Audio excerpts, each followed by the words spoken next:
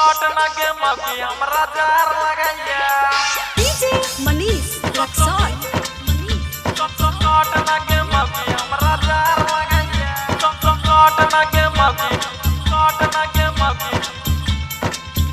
जार लगाया music director Mantosh Tiwari तुझे हमर धनिया बात सुन रनिया तुझे हमर धनिया बात सुन रनिया तुझे हमर धनिया बात सुन रनिया तुझे हमर धनिया के बात सुन रनिया तोरा बिना देही थर थर कापैया शॉट लगे मगी हमरा जार लागैया एक शॉट लगे मगी हमरा जार लागैया शॉट लगे मगी हमरा जार लागैया शॉट लगे मगी डीजे मनीष रक्सौल जार लागैया शॉट लगे मगी जार लागैया जार लागैया शॉट लगे मगी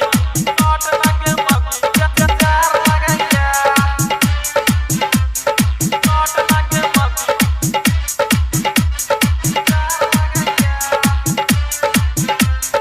शॉट लगे मगी हमरा जार लागैया म्यूजिक डायरेक्टर मंतोष तिवारी परल छै शीतल लहरी दिन गे दुपहरी एना नहीं दूर दूर हट गे हमरा ओरी तनी सट गे नहीं होइया बारा दास दास दास बात कहै छियै साच साच साच नहीं होइया बारा दास बात कहै छियै साच भितरे भितरे हमरो बोखार जागैया शॉट लगे मगी हमरा जार लागैया एक शॉट लगे मगी हमरा जार लागैया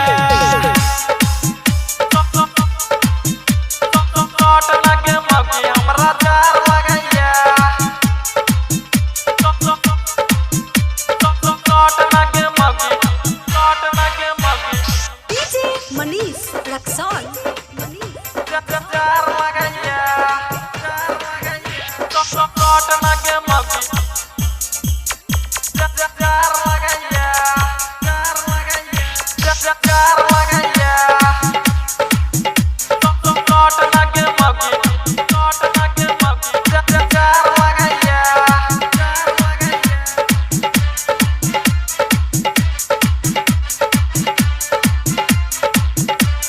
शॉट लगे मगी हमरा जार लागैया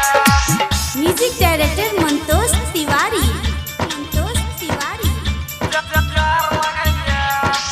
राइटर रूपेश कहे नाना घर से बाहर न जाना मौगी के साथ ही घर में दिन रात बिताना